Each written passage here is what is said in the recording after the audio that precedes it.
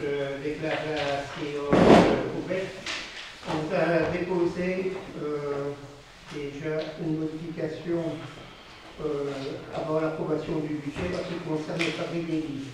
Il faut savoir que le bureau comptable a passé tardivement les budgets au niveau de la commune et si on a eu les budgets pour pouvoir les inscrire à l'ordre du jour en tant que tel, mais au moins nous n'avions pas les documents pour pouvoir, au moment de l'établissement du budget, si bien qu'il y a quelques modifications qui seront apportées. Je peux déjà en donner lecture maintenant. Donc, au niveau du budget AC, ça veut dire au budget communal, le budget de la fabrique des lits et le différentiel par après.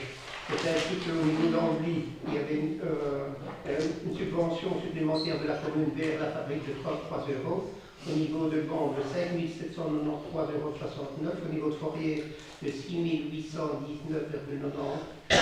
Au niveau de Chavannes-Charneux, 95 € supplémentaires. Par contre, à Grune, c'était une diminution d'intervention communale de 40 €. Le total de ces différentes modifications se chiffre à 12 701,59 € de dépenses supplémentaires.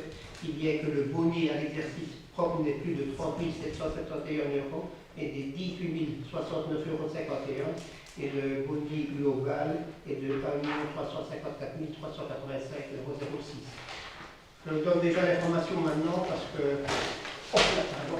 pour en tenir compte, entre autres, dans le cadre du rapport du budget. Maintenant, on va commencer dans l'ordre par rapport à l'approbation du PV des derniers conseils. Il y a pas de marque. Pas de marque, ok. Donc, ici, lorsqu'on présente le budget, il y a toujours le rapport qui accompagne le budget, qui retrace ce qui a été fait sur les 12 derniers mois, mais également les rapports d'activité au niveau des différents services.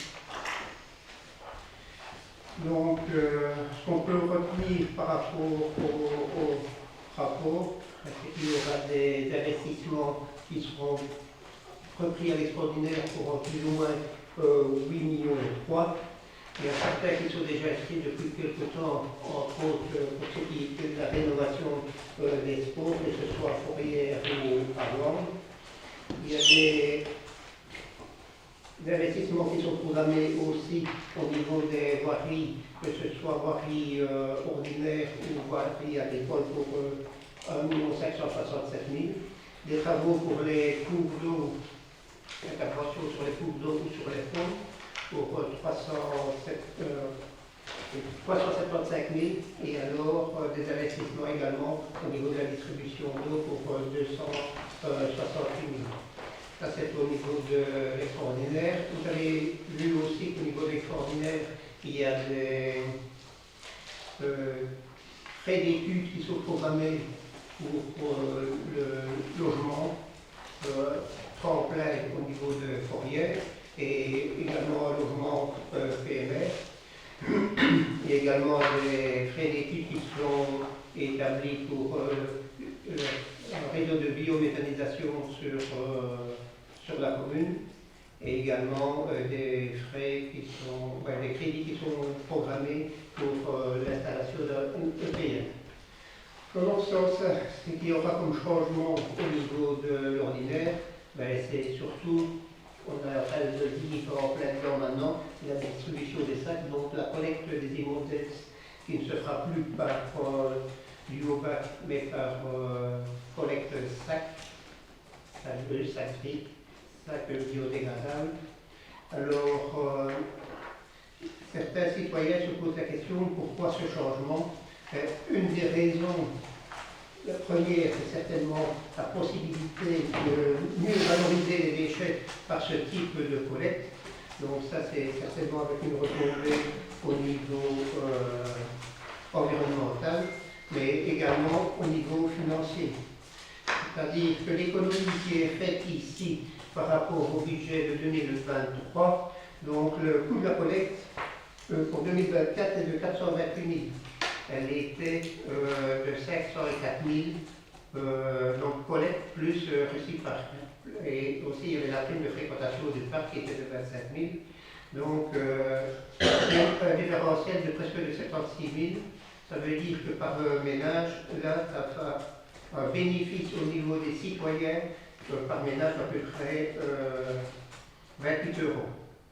Donc, le fait qu'on ait changé le type de collecte et le type de fréquentation, ça permet ça évite à la commune de devoir répercuter le coût, l'augmentation du coût, si on était gardé dans la lignée précédente avec les biobacs, sachant que le prix de revient avec le marché qui avait été lancé par Igelux Assainissement aurait été encore plus élevé, mais par rapport à la constante de 2023, on a à peu près un différentiel de 75 000, 76 000 et si on tient compte de l'absence de la prime de fréquentation qui était estimée à 25 000, on est quand même avec un différentiel au bénéfice des citoyens de 50 000 euros. Donc ça c'est un élément qui se répercute au niveau de l'ordinaire.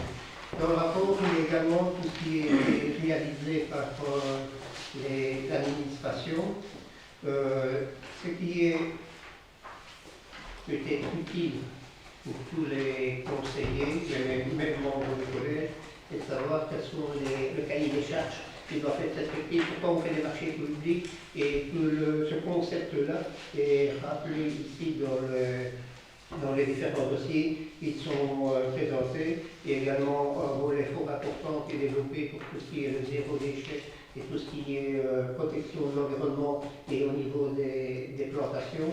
Il y a un groupe de travail, cette commission environnement travaille à différents niveaux, au niveau environnement, et on peut saluer tout le travail que ces citoyens-là font au niveau de la commune et des suggestions qu'ils font pour que la commune poursuive son investissement en fonction des considérations que eux formulent par rapport à tout ce qui est au niveau des forces de l'environnement. Il y a également repris dans le rapport tous les travaux qui ont été réalisés, mais également ceux qui sont en attente.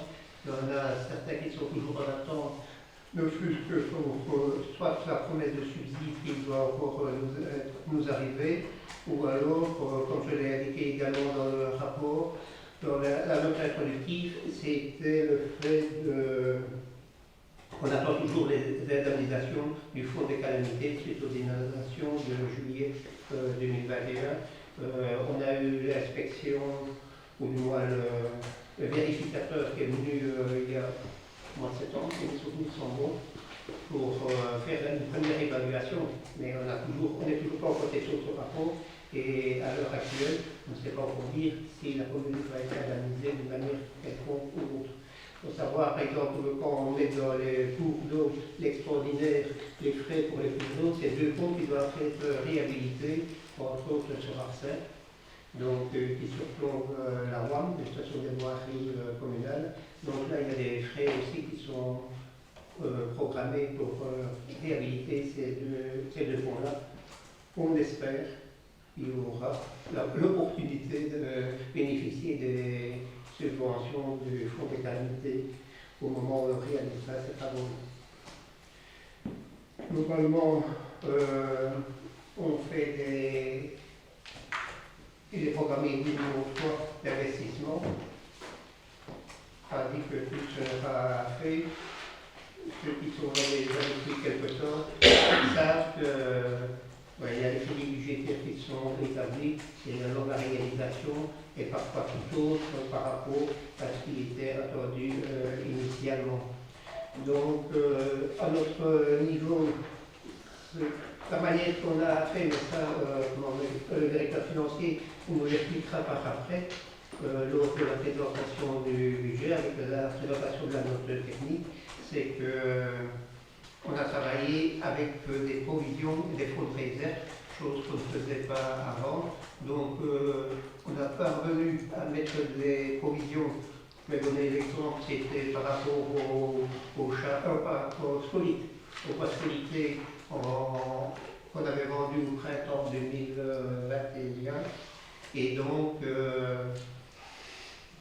c'est le nombre d'hectares qui était à ce moment-là, c'était plus ou moins 32 hectares. Et 32 hectares, on peut faire une mise à blanc de 8 hectares par an. Ce qu'on avait fait avec la recette, on l'avait décomposé en 4, puisque ça couvrait les besoins, ce qu'on aurait pu exploiter sur les 4 années. Donc on l'a divisé par 4 et on avait reporté cette provision, les 3 quarts de cette recette-là en provision. Et cette année-ci, comme l'estimation qui nous est venue du DNS est plus faible que ce qu'on avait par rapport aux années précédentes, ce qui est logique puisqu'il y a toujours ce différentiel de 8 hectares qui est présent, ben on va chercher un quart de notre provision et on le réintègre dans notre budget. Je ne sais pas s'il y a d'autres au niveau du collège ou des éléments à apporter par rapport au rapport qui a été établi.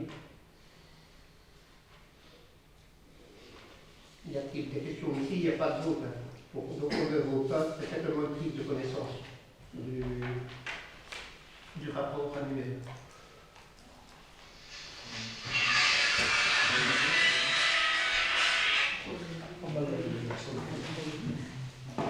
Moi, j'avais quand même quelques remarques par rapport au rapport. Oui. Premièrement, il faudrait relativiser que le coût, par rapport à ce que tu as dit, de 28 € par ménage en moins. Je crois qu'il faut relativiser parce que chaque ménage maintenant va payer 26 € en plus. Oui. Mais avant, il payait le poids. Il payait aussi. Mais globalement, le chiffre que je te donne, éventuellement, tu peux retirer les 20, tout ce qui était déjà intégré dans le coût vérité, c'était les 25 000 du fréquentation du réciproque. Ouais. Donc si tu retires ça, ça fait 19 € par ménage en moins. Mais bon, les citoyens vont devoir acheter leur sac maintenant. Oui, mais avant, ils payaient leur poids. Oui, d'accord, mais je dis, c'est pour ça qu'il faut relativiser, peut-être voir un peu le fonctionnement à terme, Ah oui. pour avoir une évaluation dans Ça, c'est sûr. un an ou deux pour dire là où en est-on par rapport à ça. Je suis bien d'accord avec toi que comme je l'ai précisé dans la note du rapport, c'est une estimation qui a été établie à ce niveau-là. On espère bien qu'on est au plus près de la vérité. Et alors par rapport au rapport, notre groupe a déjà demandé qu'il y ait une politique RH en place par rapport à ça, et on avait attiré l'attention du collège par rapport aux frais personnels qui augmentent, et ici on le voit à 22%, alors il y a les index, mais il y a aussi l'engagement de personnel dedans. Et alors, ce qui est un peu perturbant, c'est la manière d'agir, puisque ici, vous avez demandé pour qu'on régularise une personne en tant que chef de service. Et puis, vous avez dit oui, il y a une réserve de recrutement, on touche à rien. Et dans le rapport, vous indiquez déjà qu'il y aura la création de deux personnes qui vont être promues comme chef de service. Donc, ça va coûter des frais supplémentaires. Et ainsi qu'une promotion également pour une personne qui viendrait d'essai, si j'ai bien compris le rapport. Et donc on avait attiré notre attention sur ça. Et puis alors, voilà par rapport c'est rapport au budget, mais on peut dire que la halle de Fourrière, voilà, elle est enterrée. José. Enterrée, on verra plus tard, mais en tout cas c'est plus à l'ordre du jour pour le moment, vu que... Voilà, donc 20 000 € d'études. Alors, je me souviens... C'est pas dit que c'est enterré à tous les niveaux, il faudra simplement voir à terme ce qu'on veut faire, vu que vous avez proposé qu'on revienne sur la table et qu'on voit ça d'une autre façon. Mais depuis le début qu'on le dit ça. Oui, d'accord, mais c'était pas la volonté des gens qui utilisent. Il y a rien à prendre. Donc voilà, en 2019, il y a une réunion PCDR, un citoyen dit on ferait bien une halle, hop, directement, conseil communal suivant. Je me fais enguirlander par André qui dit oui, plein que on ne travaille pas assez vite, mais quand on travaille vite, tu râles aussi. Pour la halle à Fourrière, je ne sais pas si tu te souviens de ça. Mais toi, je ne pas du tout, mais Je prends l'âge. c'est ce que vous avez dit. Appelant par rapport à ça, suivi des inondations. S'il n'y avait pas eu les inondations, on serait certainement pensé plus loin. En attendant, voilà, vous avez dit ne faites pas comme ça, mettez-la sur la dalle dès le départ. Voilà. elle est arrêtée. C'est pas Maintenant, la volonté des occupants habituels. on se relance dans une opportunité avec une maison qui a été rachetée. Il y a des frais d'études prévus, mais on sait déjà bien que quand j'avais annoncé la fois dernière que pour rénover un tel bâtiment, il allait falloir 700-750 000 euros, on a rigolé en disant non, le toit est bon, il est bien isolé, non, on saurait habiter l'appartement comme ça, etc. Et donc là, on est encore au-delà de... donc ça, ce sera aussi à rajouter au budget. Et alors, moi j'avais quand même une question par rapport à l'enseignement, parce qu'il y avait la gratuité des frais scolaires pour les classes maternelles. Et donc j'ai vu qu'on avait ajouté des articles budgétaires pour l'année 2023-2024. Mais je pense que ce programme-là a commencé bien avant. La gratuité scolaire. Maternelle, c'était avant. Cette année, c'était première et deuxième. Mais il se fait que des listes avaient été données par les enseignants un peu trop vite. Donc les parents ont acheté. Et alors, pour compenser ce qui s'est passé ce début d'année, on a décidé de le mettre pour les 5-6 qui devaient attendre tout le temps. Donc tous les enfants, à partir de l'année prochaine, de la rentrée prochaine, ce sera gratuit à l'école. Oui, mais pour les maternelles, ce programme-là, il remplace quand même depuis Mais pour les 2010. maternelles, il n'y a pas de... Il recevait 50 euros par personne. Oui, mais ça, il est... Mais c'est parce que... Dans les budgets écoles, ils Donc, ont prévu. effectivement, ça s'est mis en place progressivement. Ça a commencé M1, M2, puis M3, et puis cette année jusqu'à P2. Mais les subsides ont été reçus, mais on n'avait pas créé d'article budgétaire spécifique pour les frais liés à la gratuité. Et ce qui se passe, c'est qu'on a subi un contrôle où on doit ressortir toutes les pièces comptables pour justifier l'utilisation des 50 euros en maternelle de subsides, et que c'est plus facile de créer un article budgétaire par école pour les dépenses de gratuité, pour pouvoir justifier le subside. C'est plus une technique budgétaire qu'autre chose. Mais l'année dernière, on a reçu les subsides et on a fait les dépenses. Mais ils sont englobés dans un seul article d'achat de matériel scolaire et un seul article de recettes. Ok, donc c'est la distinction que tu fais. Voilà, l'idée c'est d'essayer de les isoler pour savoir combien on reçoit par implantation. Et surtout, quand l'inspectrice va venir, on va prendre la farde, on va lire, voilà toutes les dépenses.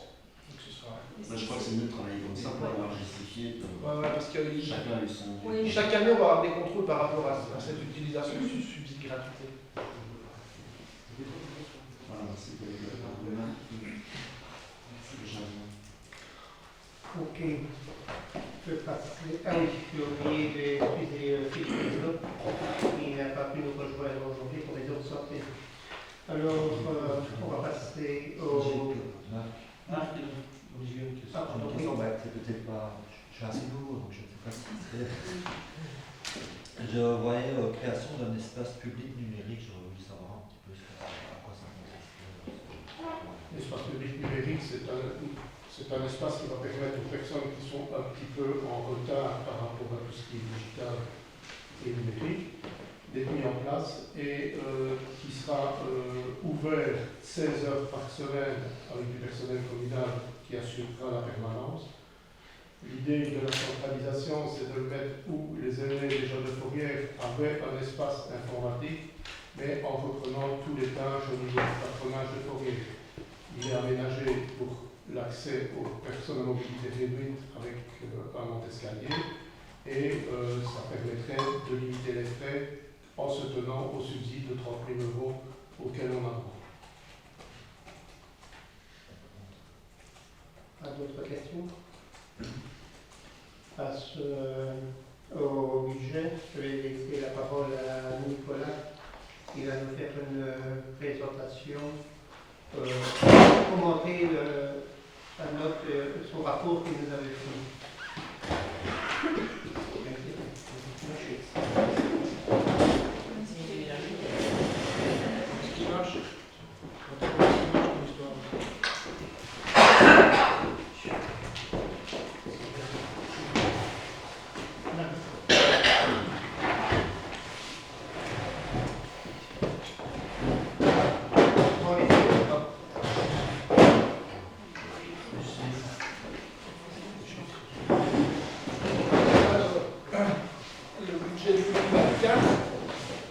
Alors, cette année, on a travaillé un petit peu différemment de l'année dernière pour l'élaboration du budget 2024.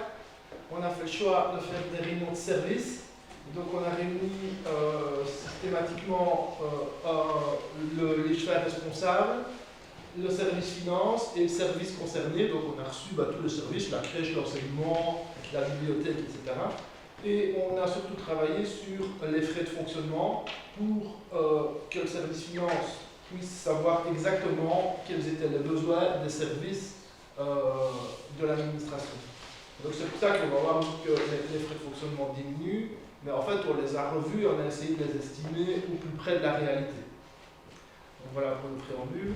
Au niveau du résultat du budget, M. le Président a expliqué, suite à la modification qu'on vous propose concernant les fabriques d'église, on arrive à un résultat budgétaire total de 1 354 000 € et un résultat de l'exercice propre de 18 069 €. On a des dépenses pour 13 262 000 € et des recettes pour 14 617 000 €. Donc on voit bien sur la courbe orange la diminution du boni global, surtout depuis la MD3.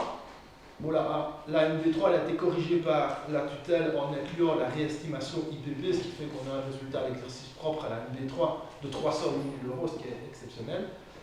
Donc là, notre boni global diminue, mais c'est surtout à cause ou grâce à l'autofinancement de 776 000 €. L'autofinancement, c'est le transfert de fonds du service ordinaire vers le service extraordinaire, qui permet de financer le service extraordinaire et d'éviter le recours à l'emprunt, puisque maintenant, on n'est plus dans une période où les taux, où l'argent ne coûte rien. On atteint des taux, pour l'instant, on emprunte à 4%, alors qu'il y a 2-3 ans, c'était encore en dessous du pourcent en 20 ans. Donc, le coût de l'argent va avoir un impact sur notre budget. Et alors, il y a aussi cette fameuse cotisation de responsabilisation qui impacte les exercices antérieurs. Et là, on a inscrit 202 000 €. Donc, justement, cette cotisation, voilà un petit peu la trajectoire qu'elle va emprunter sur les 4-5 prochaines années.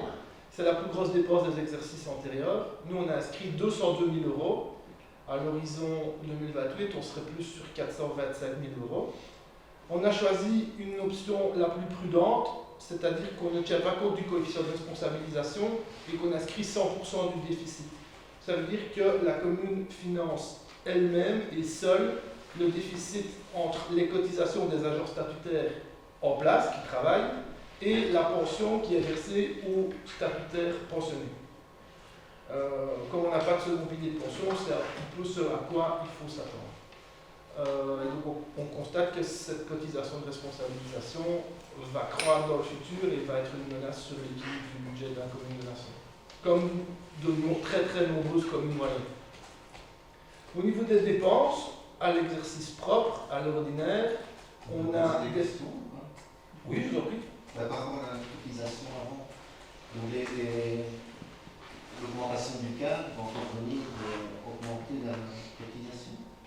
Alors, si vous nommez du personnel, ça va faire diminuer la cotisation de responsabilisation, puisque la commune va payer des cotisations pension, donc on va augmenter le nombre de statutaires actifs, sans augmenter celui des pensionnés, et donc le déficit va diminuer.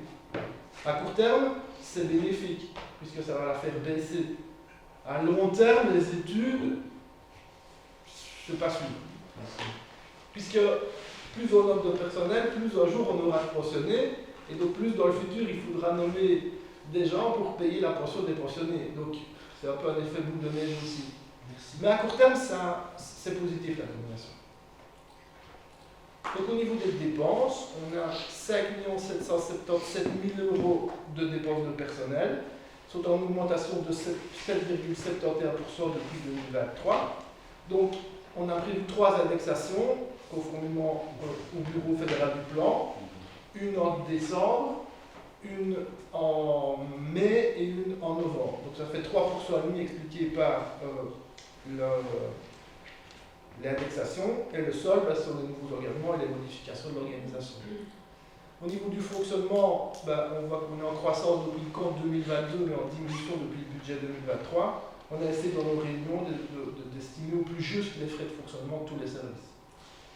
Au niveau des transferts, On est à 1 946 000 euros, on va voir que c'est très très stable. Et au niveau des dépenses de dette, donc le remboursement d'intérêt et capital, on est à 1 359 000 et ça c'est en forte augmentation depuis 2023. Donc les transferts sont très stables. On a les 4 principaux qui sont la zone de secours. On est à 298 000, on était à 289 en 2023. Au niveau de la zone de police, on est à 360 000, on était à 340. Au niveau du CPS, on est à 913, on était à 851. Ça, vous avez voté le budget la fois dernière, donc Mme Chabot vous a expliqué pourquoi. Notamment le montant du risque qui a été indexé, qui augmente, et le subside fédéral qui est de 57%, donc les 47% restants à charge de la commune sont 47% d'un montant plus important. Et au niveau des fabriques d'église, on était à 72, et avec les modifications qu'on vient de présenter, on est à 110 000. Malgré ça, on a des totales de dépenses de transfert qui sont stables. C'est compensé par la suppression de la prime par cas container, c'est 25 000 euros. Et alors, on n'a pas réinscrit le déficit des hôpitaux, le déficit général des hôpitaux. On avait mis 44 000 en 2023, mais on n'a pas reçu de nouvelles de Vivalia et on n'a pas dû payer ces 44 000 en 2023. Mais on a bien inscrit la cotisation AMU, le déficit des crédits des hôpitaux et le déficit des maisons de retraite. Au niveau de la dette, donc les dépenses de dette augmentent de 17%, donc c'est l'augmentation du remboursement des emprunts, plus 129 000, et les intérêts des emprunts, plus 116 000. Donc le remboursement des emprunts, c'est l'impact des emprunts réalisés en 2022. Donc on réalise l'emprunt en 2022, on l'utilise et on consolide en 2023, et on commence à le rembourser un an après sa consolidation, donc en 2024. Donc ici, on a plus 129 000, c'est l'impact de dette réalisée en 2022. Au niveau des nouveaux intérêts, c'est surtout les nouveaux emprunts inscrits au budget 2024 qui coûtent déjà, rien qu'à eux seuls, 63 000 euros. Et puis, on a certains emprunts qui sont révisables et les taux augmentent, donc le montant à rembourser augmente également. Au niveau du total en intérêt, on va payer 294 000 en 2024, on a payé 117 en 2023, et on devrait rembourser 951 000 euros de capital en 2024, et à mon avis, on va rembourser 820 000 en 2023.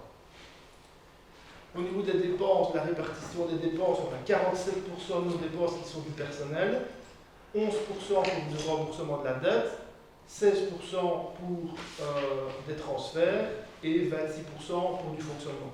Donc quand on établit le budget, une fois qu'on a inscrit les prévisions de ma collègue qui calcule les salaires, une fois qu'on a inscrit la dette et les transferts où on ne sait pas faire grand-chose, il n'y a plus beaucoup de marge pour trouver l'équilibre. La seule variable d'ajustement, c'est d'essayer d'estimer au plus juste les frais de fonctionnement. Au niveau des recettes de prestations plus 5%, donc c'est 2 954 000 euros. On a fait des prévisions de vote de loi prudentes, on a mis 521 000. C'est la moyenne des 5 dernières années, sans considérer 2021, puisque c'est une année exceptionnelle, le bourgmestre a expliqué la vote de loi anticipée de scolarité. Et les recettes d'eau, on a mis 1 250 000. Dans les autres transferts, sont en diminution, c'est toutes les subventions, notamment pour l'enseignement, 265 000, et les crèches, 2 fois 127 500. On a mis pareil que 2023. Mais on n'a plus de recettes taxon pylône ni POLEC, puisqu'elles ont été toutes versées en 2022 et 2023, et constatées en 2023. C'est pour ça qu'on diminue. Et on n'a plus la subvention unique de la région au niveau de l'inflation de l'énergie, et ça c'était 70 000 euros. Ça c'était un one-shot. Au niveau du fonds des communes, il progresse toujours, plus 5%. On est à 2 272 000 euros.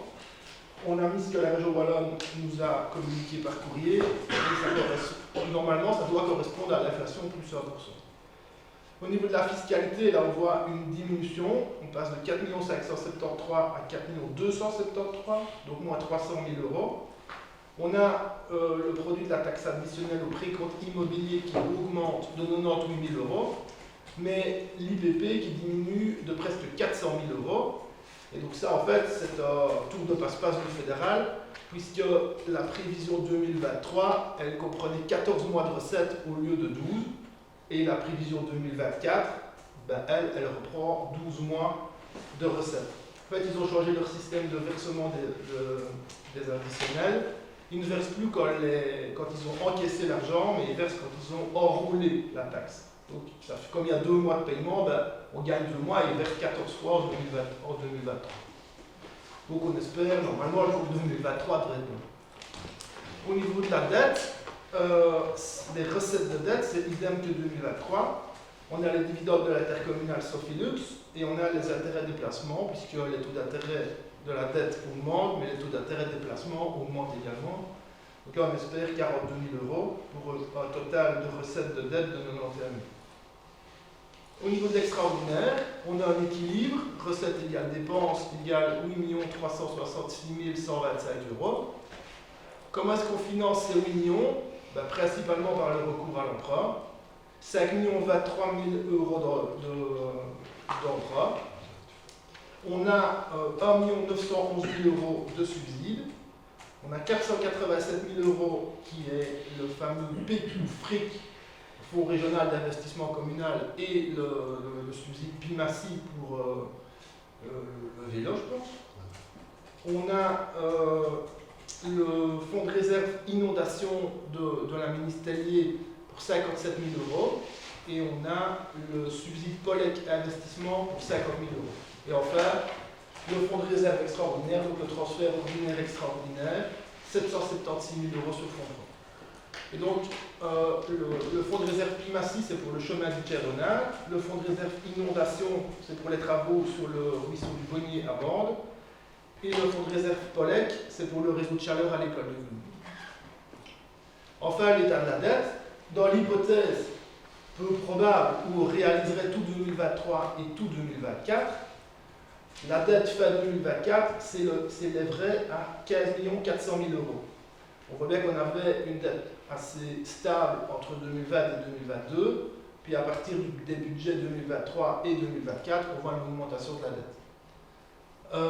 Si on réalise 100% de 2023 et 2024, le total emprunté sur la législature serait de 7 219 000 €. Et alors, ce total est conforme à la circulaire budgétaire puisque la balise d'emprunt est respectée. Il resterait encore, on pourrait encore emprunter 1 382 000 € supplémentaires sans dépasser la balise. Alors, la région Wallonne a, depuis l'an dernier, instauré des ratios d'endettement. Donc, le ratio de la dette, c'est la dette totale sur les recettes totales, c'est égal à 105%. Le maximum admis, c'est 125%. Donc ça, c'est un petit peu comme ce qu'on entend souvent parler de la dette de l'État belge en pourcentage du PIB. C'est un peu la même chose. Donc nous, notre dette, c'est 105% de nos recettes. Et le ratio des charges de la dette, donc ça, c'est les charges de la dette sur les recettes totales. Nous, on est à 10% et le maximum admis, c'est 17,5%. Donc là, on reste dans les clous, il y a encore un peu de marge.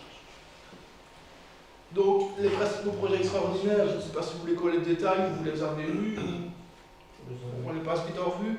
Donc, on a la création d'un. Donc, j'ai dit que le supérieur à 50 000 €. On a la création d'un espace public numérique, 52 000 € avec 34 000 € de subsides. Le marquage des abords des écoles, 68 000 avec 35 000 de subsides. Le réseau de chaleur à l'école de Grune, 75 000 avec 25 000 de fonds propres et 50 000 de subsides POLEC. L'entretien des cours d'eau avec 95 000 € sur fonds de réserve. L'entretien du réseau d'eau, 130 000. Là, on n'a plus rien mis à l'ordinaire, on a mis tout à l'extraordinaire. Parce qu'on se dit, quand on investit dans le réseau d'eau, directement c'est durable, ça va durer plusieurs années. Donc on peut l'amortir et on espère comme ça qu'en utilisant l'amortissement, ça va avoir un impact moindre sur le coût vérité de l'eau. Au niveau de la restauration, on a aussi prévu la restauration du château d'eau de Nassau, 138 000 €, tout sur fonds propres. Le remplacement de la toiture du CPS, 180 000 avec 59 500 € de subsides Ureba. Les voilantes au pays de Famenne, 180 000 avec 115 000 € de subsides via le pays de Famenne. L'aménagement du ruisseau Le Bonnier, 280 000 avec 57 000 du subside Tellier. La rénovation énergétique du football de Bande, 958 000 avec 472 000 de subsides. L'entretien de voirie, 986 000, donc tout sur fonds propres. Rénovation énergétique du hall omnisport de Nassau, 1 130 000, avec 300 000 de subsides. L'entretien des voiries au chemin du Tchèque-Renard, 1 387 000, avec le subside PIC et PIMACI. Et l'extension du complexe sportif de Florière, 2 202 000, avec 873 000 de subsides. Donc voilà les principaux projets extraordinaires. Et tu parles du complexe et du bâtiment du fond, bien Florier. Ah oui. C'est les deux bâtiments, c'est pas du tout complexe. Enfin, c'est... Oui, c'est... C'est l'ensemble, c'est toute l'infrastructure sportive de Florier. Oui, c'est ça, mais complexe, c'est l'intitulé du projet extraordinaire Oui, qui date de 2017. Oui. Ce qu'il y a dedans, Ben, il y a les deux bâtiments. voilà, ça vous savez mieux que moi.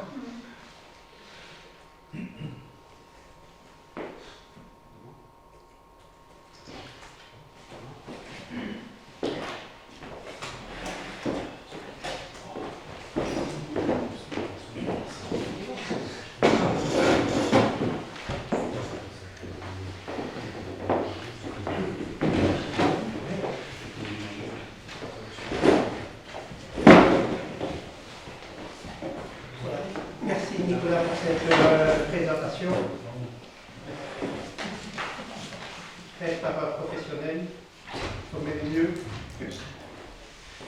Et voilà, est-ce que vous avez des questions ou des remarques à formuler par rapport au budget, que ce soit ordinaire ou élémentaire, au fait qu'on ait porté ces notes, si vous voulez bien, vous avez le remarque pour un article et nous indiquer à quelle page ça se situe sur le l'article.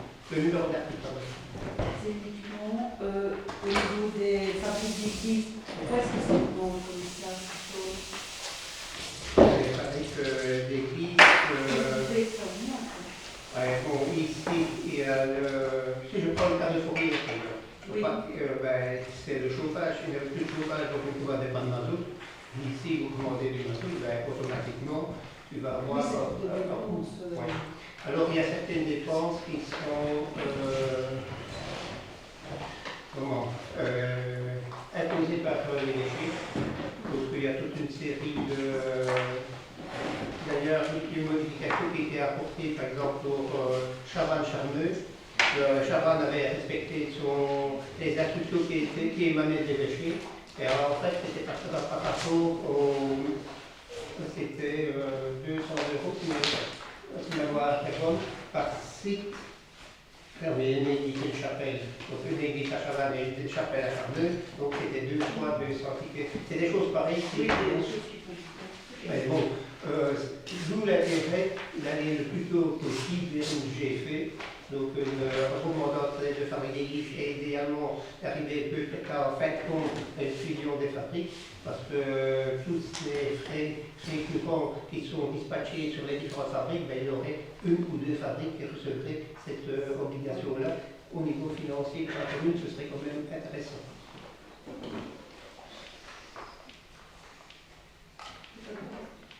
Moi ici, une petite remarque. Jusqu'au moment des inondations, on organisait annuellement la fête du sport à Fourier. Malheureusement, depuis 2021, enfin, il y a le Covid, et puis alors il y a eu les inondations de 2021, les bâtiments ne peuvent pas permettre d'organiser à nouveau une fête, pas plus tard pour le moment. J'espère que l'année prochaine, on verra où en seront les travaux. Je vois qu'il y a toujours donc 2 000 € de prix. La page 9, 2 000 €. Mais bon. On en avait parlé de ça. Hein. Oui, je ne sais pas du tout. Oui. Je sais que l'année prochaine, je ne sais pas du tout ce qui se passera après 2024, puisqu'il y aura un autre échec des sports, mais disons qu'on n'utilisera pas, puisque malheureusement, je ne sais pas. Jusqu'en décembre, tu es là jusqu'en décembre. Oui, j'ai bien peur, comme j'entends là, que les travaux ne soient pas terminés pour décembre. Oui, mais il est encore là, parce que tu dis qu'il y aura un nouveau l'année prochaine, il va encore là toute l'année prochaine. Ah bon, non, je ne sais pas. C'est quel article ça? Attends. Ah, c'est une organisation de sport. 164. Ah oui, je vois. Effectivement, on avait dit que. D'abord, on avait parlé de le mettre, et puis après, on avait dit on ne saura pas le faire parce qu'on n'aura pas fini. Les travaux, En tout cas, ça se faisait fin août, début septembre, pour cette période-là. Je D'accord, bien, ça, mais je ne crois pas que les travaux soient terminés. si les travaux ne sont pas finis, alors on récupérera ça. Oui, c'est pris dans le budget, absolument. Ça nous intéresse.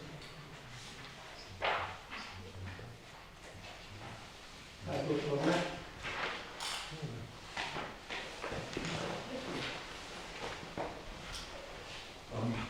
Moi, j'avais une question par rapport à la réflexion des voiries qui sont prévues dans le budget. Est-ce que c'est vraiment une réflexion profonde, ou alors est-ce que c'est un revêtement transitoire pour l'attente d'un revêtement avec trottoir et tout nickel, ou alors c'est une phase transitoire pour répondre à la sécurité routière?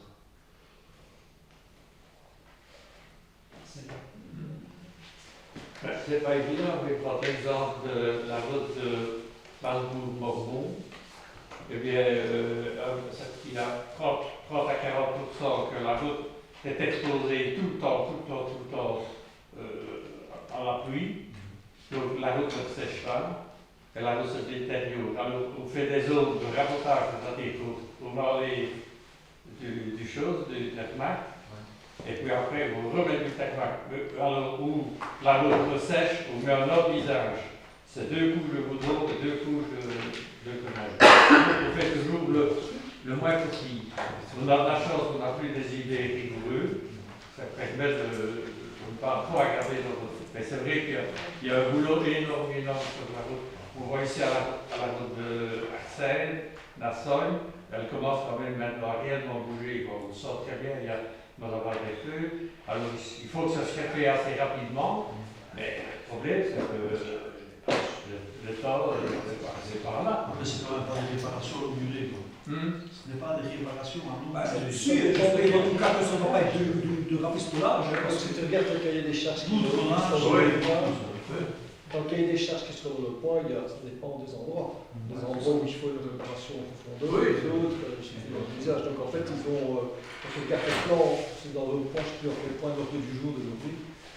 Entre l'Esterne et Strasbourg. Oui, et C'est justement, ça, il y a le plan 6 là. Si, Quand tu regardes le cahier des charges, c'est un peu chemin par chemin, ils ont chaque fois des maîtrises différents. et justement, on a de la chance jusqu'à maintenant de toujours avoir une entreprise qui est très sérieuse, que tout le monde connaît. Alors, on est tellement avec eux, dès qu'il y a une petite anomalie, ils viennent. On va sur place et on décide qu'il faut bien. Donc c'est des électrons. C'est pris en compte sur le point 6, donc on est dans la discussion. Les trottoirs sont pris en compte aussi, ou pas? Uniquement chaussée? Non. Mais les trottoirs ne sont pas. Parce que les trottoirs qui ne sont pas. Si on avait peut-être besoin d'un goudronnage ou de retermaquer certains trottoirs, ce serait peut-être l'occasion. Mais par exemple, avant, on a fait tout un côté, déjà il y a quelques temps. Mais justement, ce serait peut-être une bonne idée de. Oui, on voit déjà bien la somme pour faire la route qu'on va faire chose à Saint-Ansogne, bouge-là. On en a 6-7 qui sont en attente. Ah oui, mais enfin, Arsène Lasson, c'est pas du luxe, il Oui. faut que ça se fasse. Il n'y a pas peur, il y a beaucoup de place que c'est pas de luxe. C'est un autre sujet, ça. Mais c'est quand même Lasson. T'as le village, je pense, dans les grenouilles, c'est bien mauvais. C'est bien mauvais.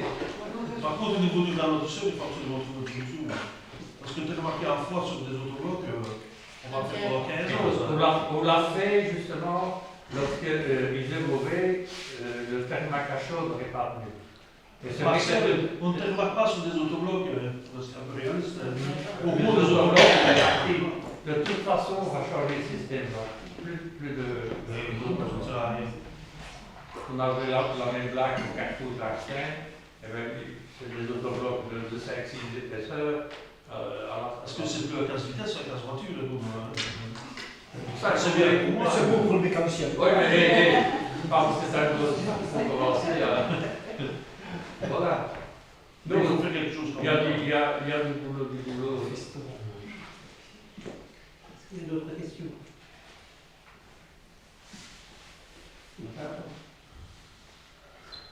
Passe au vote pour l'ordinaire. Oui. Oui. Non. Non. Non. Non. Oui. Oui. Oui. Oui. Oui. Projet extraordinaire. Oui. Oui. Non. Non. Non. Non. Oui. Oui. Oui. Oui. Oui. Oui. Oui. Point 3. Subside alternative aux différents clubs et associations. C'est les mêmes choses que les années précédentes. Si vous avez des commentaires à formuler par rapport aux différents bénéficiaires ou sur le projet de délibération qui vous est proposé.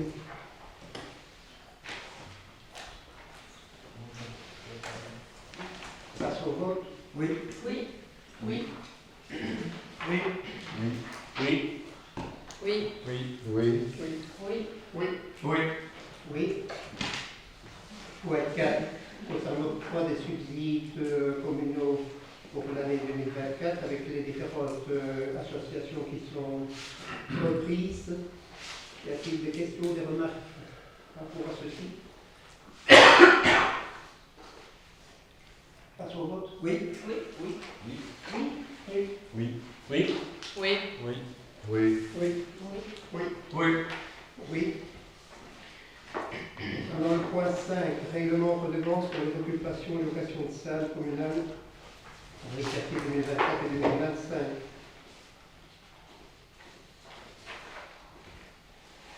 Donc, certaines taxes ou redevances pour occupation sont majorées. C'est ainsi que pour les occupations permanentes de locaux, une redevance de 7,50 € par heure avec un maximum de 1 000 € par an pour les personnes physiques qui voient un calendrier d'occupation établi annuellement par le collège ou délégué. Une redevance de 200 € par an pour les occupations de relevés horaires de collèges établis telles que les occupations de local de jeunes par un comité d'animation villageois, par les marcheurs, etc. Donc ça, c'est des modifications qui ont été apportées. Pour le reste, je ne vois pas d'autres modifications.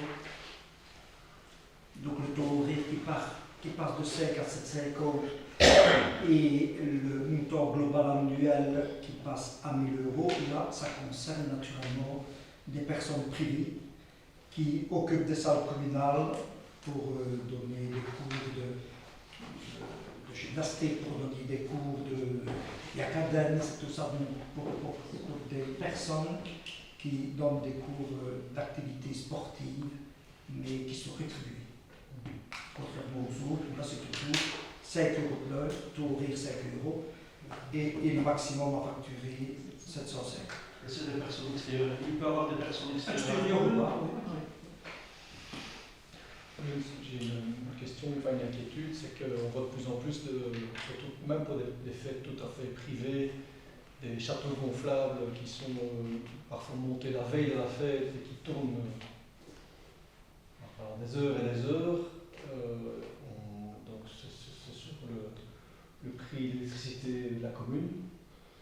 Donc on ne devrait pas taxer, ou en tout cas demander une redevance pour quand on fait tourner des châteaux gonflables pendant plusieurs heures. On ne fait quand même pas tourner du jour en haut. On le prévoit, mais il ne faut pas laisser tourner les châteaux. On peut dire que comme c'est pas eux qui payent parce que c'est forfaitaire, ils ont mais ça c'est une restriction, mais ce n'est pas. Donc ça me pose en tout cas problème de voir des châteaux gonflables qui tournent pendant des heures aux frais de la commune.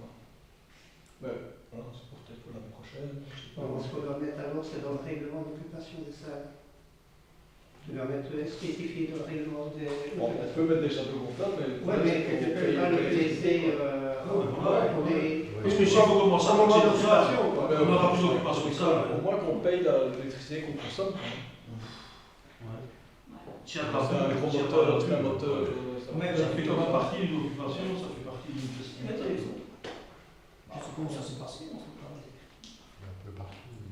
Je responsabiliserait les gens, au moins Oui.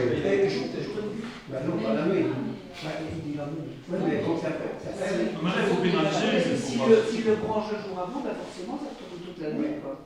Mais non, mais il est bon pour les installer, mais la nuit, ça ne coûte quand même pas, donc il n'y a personne dessus. Non. Les bâches se referment, et puis tu recouvres le lendemain, le château se remet en place d'office.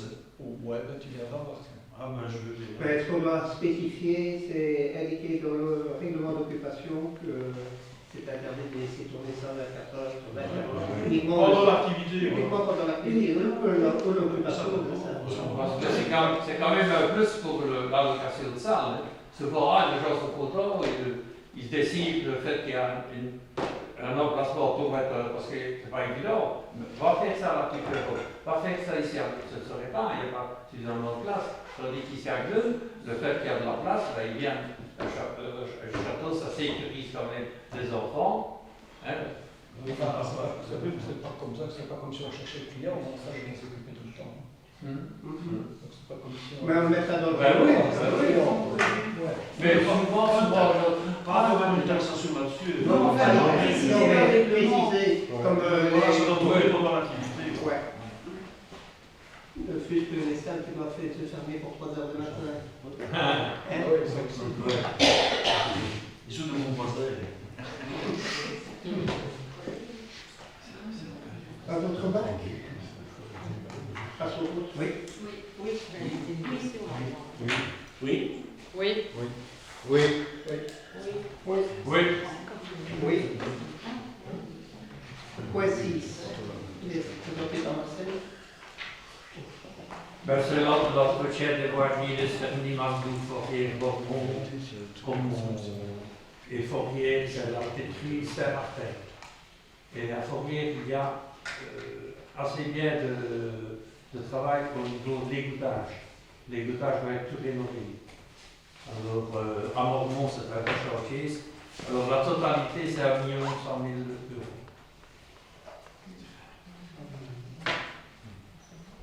Voilà. Vous avez des questions? Donc, ça sent l'ordre d'usage, le tapotage, tout ce que la Moi, ce que je trouve logique, quand on fait des routes comme ça, on commence par le début. Le début, c'est l'égouttage. Donc, refaire des routes, il faut l'égouttage avant de refaire les routes. Il faut travailler dans le bon sens. Parce que le problème qu'il y a, des fois, on fait des routes, 6 mois après, on casse parce que l'égouttage, on sait très bien que ce sera. si l'égouttage est bon, on peut refaire L'égouttage, mais et ce sera normalement par nous, ça va être eux qui fera donc l'égouttage. En fait, tu vois ce que je veux dire. Ouais. Faire les routes, c'est bien, mais on commence par le début. Mais ça, écoute, le chose technique, le bureau technique, impose certaines choses, c'est pas n'importe quoi. Enterrer des fautes, ça ne va pas. Le service technique commercial qui a établi le cahier des charges et connaît combien de notre secteur dans tous nos voiries. Oui. Donc ici, ce qui se passe également au sous-sol, quels sont les impétrants qu'il y a là. On a réunion toutes les semaines. Ils sont 2 du bureau. Mais plus je ne critique pas. Je dis ma pensée en disant voilà, il faut. Et soit rassuré, c'est comme ça qu'on parle.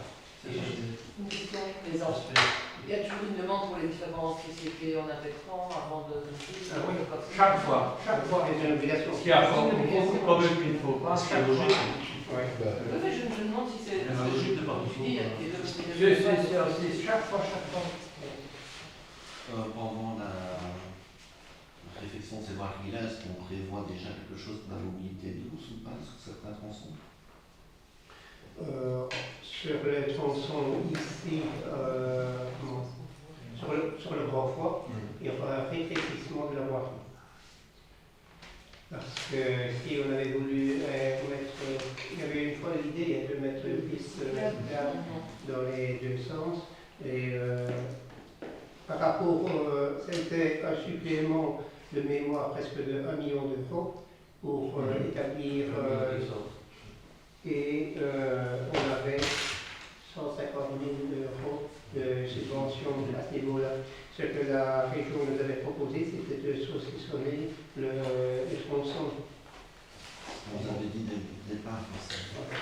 Mais non, en matière de la mobilité douce, sur les tronçons que vous avez rénovés, est-ce que vous avez prévu quelque chose? Parce que ici, c'est pour diminuer la vitesse sur le foie. Ouais, c'est pas pour la mobilité douce. Maintenant, dans les voiries au sein même des villages, et la nécessité d'intervenir sur les trottoirs on n'interviendra sur notre part, mais de manière générale, tous ces éléments-là sont pris en compte par l'auteur de projet qu'on a désigné.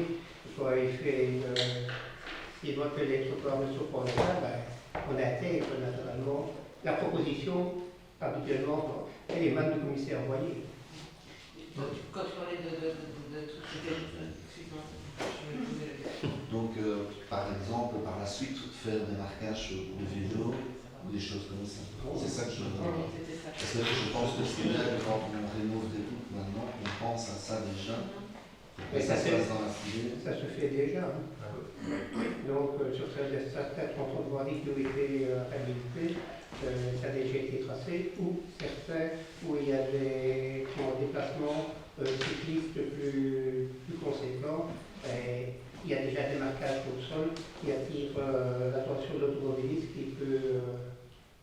Je ne dis pas qu'il n'y en a pas, mais je me demandais pour ce nouveau tronçon. Oui, mais ça sera automatiquement, ça se fait de manière systématique. C'est efficace. Je crois que malgré tout sont un peu plus en sécurité. Tu as des autres. Quand ça fait ça, oui. Mais celui qui roule en voiture, est-ce qu'il casse? Encore. C'est les bords. La route la plus dangereuse, en France, et Arcelle. Là, il y a ceux qui vont comme des terres. Ouais. Mais où il y a déjà des marquages, moi qui fais du vélo, je sais que quand tu es perdu, quand tu es dans un virage, c'est en meilleure sécurité parce que quand tu es automobiliste, on est automobiliste aussi. Et parfois on peut être surpris, mais bon, on sait, l'attention du conducteur est attirée avec ce signal-là au sol. Un autre remarque? Oui. Oui. Oui. Oui. Oui. Oui. Oui. Oui. Oui. Oui. Oui. Oui. Oui.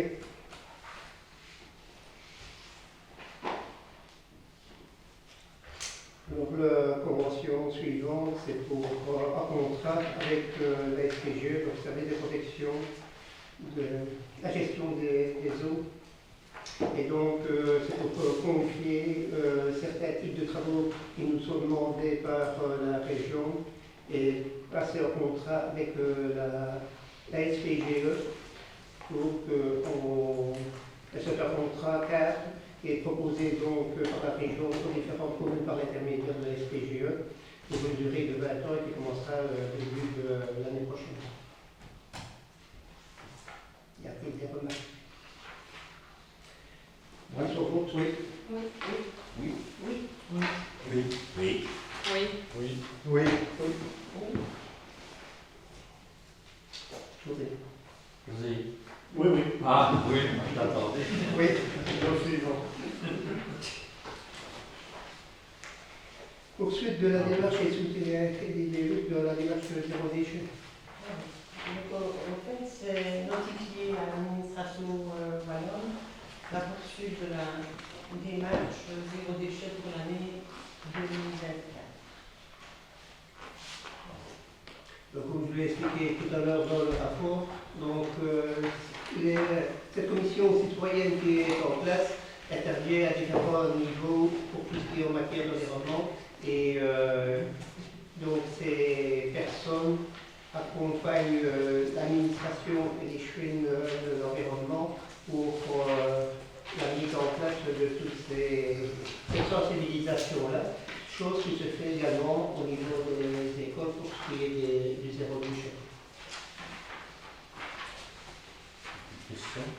Oui. Mais bien sûr, on peut que se féliciter d'une opération zéro déchet, mais vous annoncez, il y a des règles depuis 2020 en réalisant des actions concrètes. Est-ce que vous pourriez nous éclairer notre lanterne au niveau de ces actions concrètes? On vient de parler des écoles, mais je crois qu'il y en a sûrement, j'ai pas fini, mais il y en a sûrement d'autres. Et ensuite, est-ce que vous avez chiffré le résultat de vos actions? Est-ce que vous pouvez chiffrer le résultat des progrès que vous avez engendrés grâce à ces actions, s'il vous plaît? Chiffré, en chiffré, mais disons que les actions qui sont prévues pour 2024, c'est l'action... Non, mais c'est des anciennes, je vous parle de 2024, elles ne sont pas encore faites, mais Mais de il y a la le réalisation passée, compostage, chiffrer le compostage. Compostage, oui. Alors il y a eu les gobelets réutilisables Ok. aussi. Et Il y a et aussi, c'était par rapport au potager, les sessions de formation et les marchés de graines, quoi. Les échanges de graines. Tout ça, ce sont des. Entre autres, pour tout ce qui était jardin, mais c'était par rapport à l'utilisation du compost. Donc, c'était la mise en place, donc c'était être attentif à ses propres déchets ménagers pour leur pouvoir les valoriser au niveau local, mais directement sur sa parcelle. Et combien avez-vous été subsidié pour réaliser ces choses que vous venez de dire? On a 0,80 Au total. par habitant. S'il vous plaît? On a 0,80 par habitant. Sur 80, ok. Donc ça va. Après, quand même, on n'est pas à 6 francs près. Mais tout est globalisé. Oui, au total, je dis. Pour savoir un peu, disons, en fonction de ce que madame vient d'annoncer comme activité, et quel était le budget, ce qu'on a fait avec ce Il y budget. a plusieurs On fait choses. l'échelle, quoi. Avant, il y avait différents secteurs au niveau de l'environnement qui étaient subsidiés. Maintenant, tout est mis dans une même enveloppe. Je crois que c'est 12 000 euros. 12 000 euros, ok. Et on reçoit, dans les 12 000, il y en a déjà 2 000. Non, c'est au niveau de la biodiversité. Oui, mais bon, c'était aussi ça par rapport. Donc c'est pour savoir, vous avez vu du compost et tout ça, avec 12 000 euros en gros. Ben, plus que ça, il y a les plantations d'arbres. Oui, je suis oui, Il y a 2 000. Mais je voulais savoir.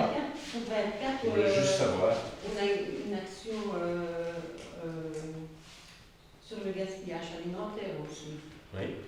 Donc voilà. Alors il y aura une campagne stop pour la pub. Et je vous encourage à continuer donc. Voilà. Plus le compost, on aura de nouveau une acquisition de gobelets réutilisables.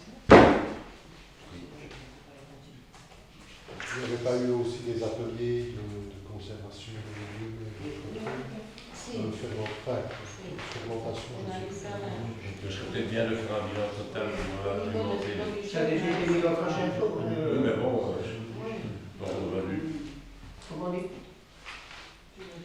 Ce qui serait quand même intéressant, c'est de savoir Il y a en aussi 2020, de- on était à combien de kilos par habitant de déchets. Maintenant, en 2023, à combien est-on, par exemple, s'il y a une diminution Après, je vais demander de pas On a fait aussi cette année, du fait qu'on a remplacé les biobacs et les conteneurs dans les cimetières. Concernant le zéro déchet, on a ramassé toutes les chrysanthèmes pour faire du compost. Donc ça rentre aussi dans les actions zéro déchet. Ok.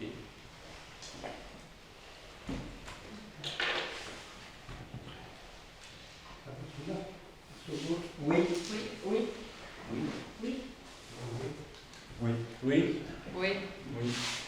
Oui. Oui. Oui. Oui.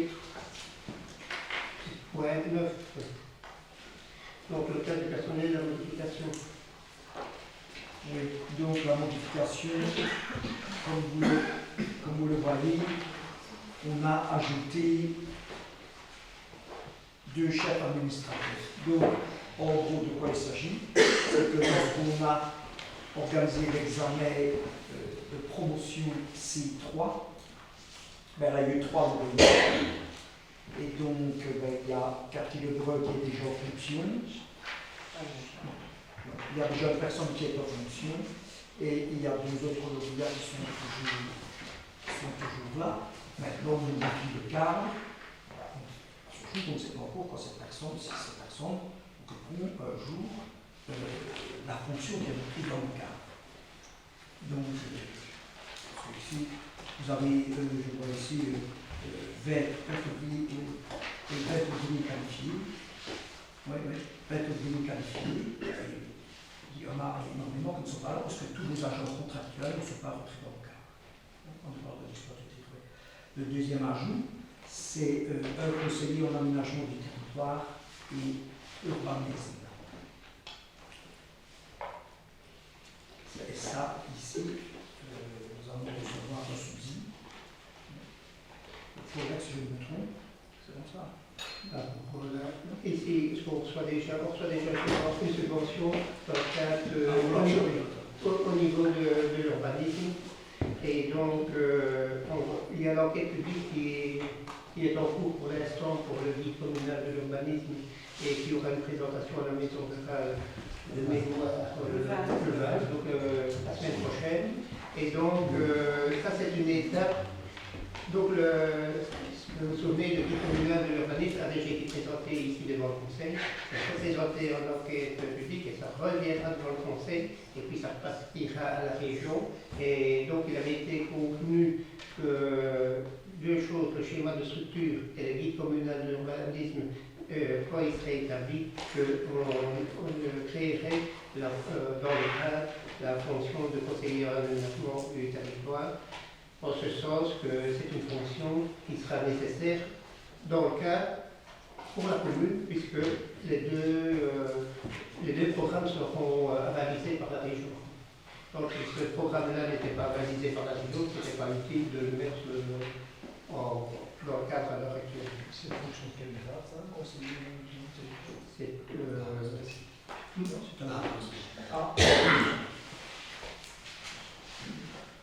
C'est l'équivalent du grade actuellement. Oui. Mais voilà, si on augmente le cadre, c'est pour un moment quand même de conduire le cadre. Autrement, ça ne sert pas. Moi, je te dis, si je viens de voir, je me souviens sur le problème maintenant, moi, c'est mon tuteur jour chaque. Je vois ici que dans le personnel technique, je vois qu'il est repris dedans un agent technique en chef. Donc là, je suppose que c'est Stéphane, je n'en vois pas d'autres. Et je vois juste en dessous de lui, agent technique D9. D9, c'est la fonction donc, de Stéphane qui est aujourd'hui D10 avec l'évolution de carrière. Donc ça ici pour... D9, c'est l'éco-conseiller qui est Ah, c'était ça. Ouais.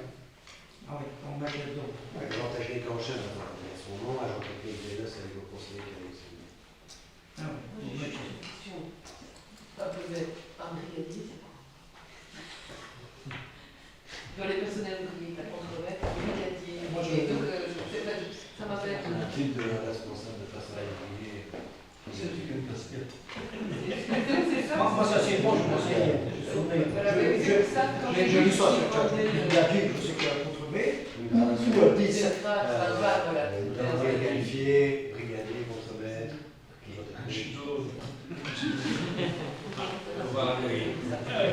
Non, moi, mon étonnement, mais je l'ai signalé d'entrée avec le rapport, c'est le C3, il a été régularisé, je ne sais plus à quelle date, il n'y a pas si longtemps que ça.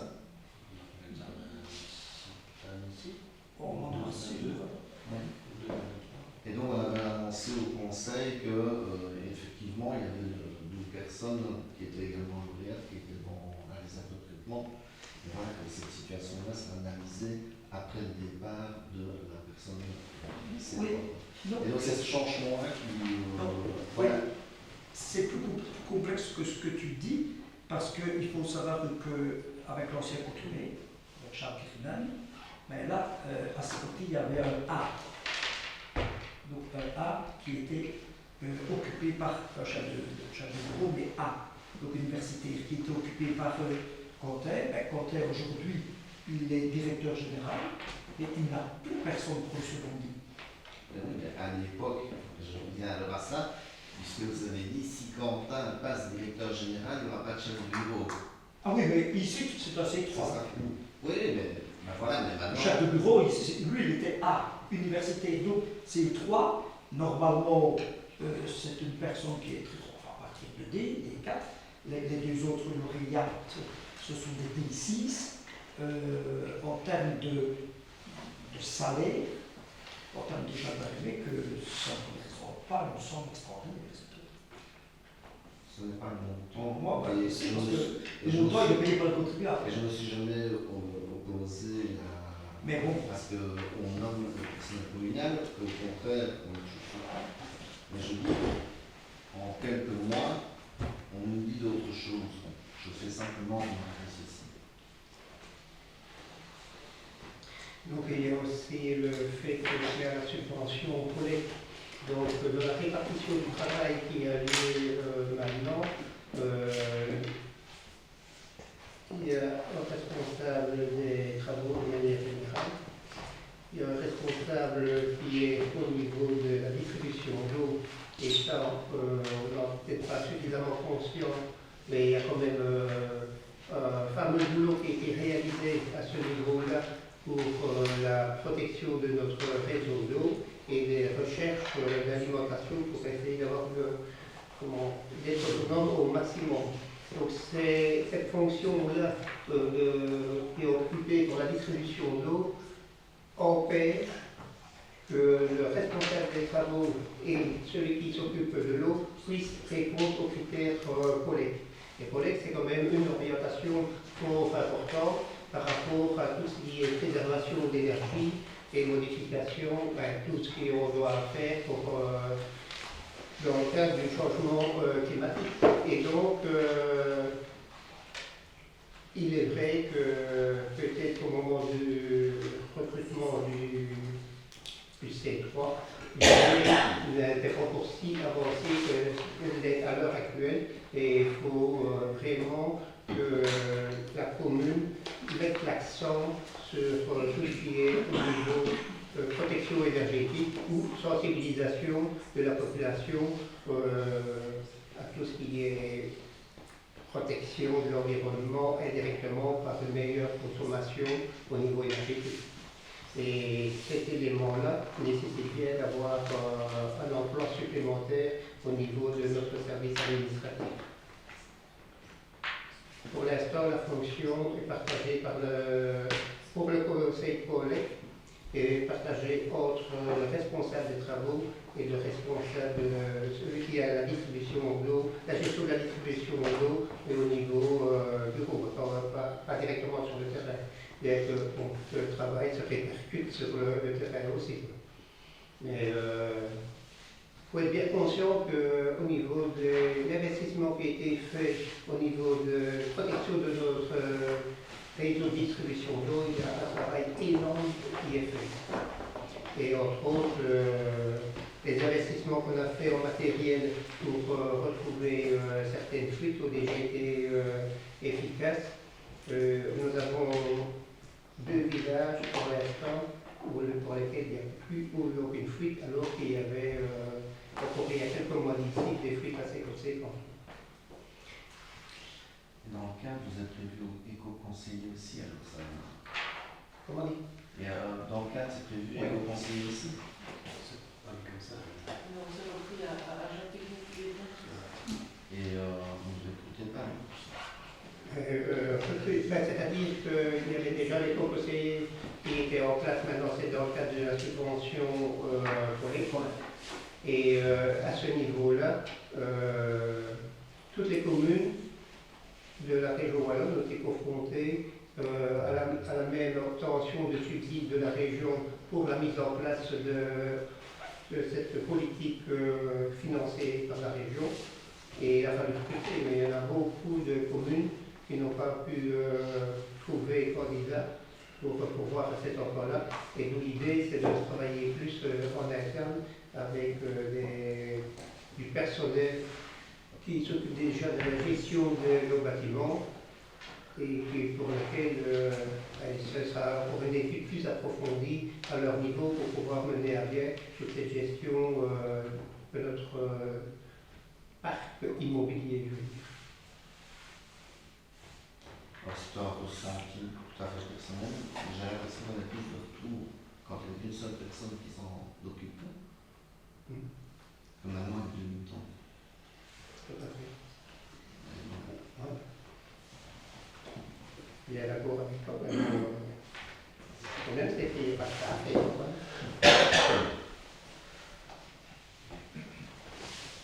Il y a d'autres remarques par rapport au cadre, modification du cadre.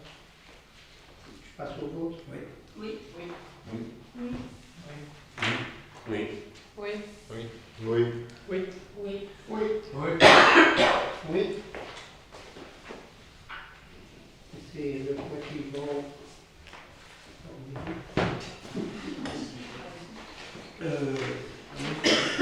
Ici, donc, le constater, on parle de recrutement, donc D4, un employé administratif D4, donc au service des ressources humaines.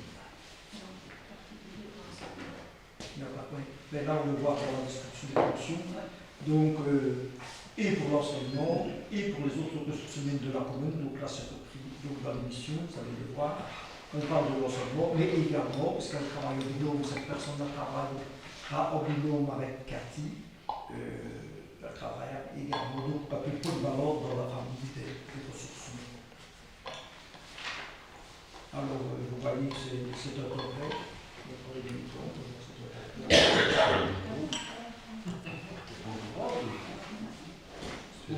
C'est normal, c'est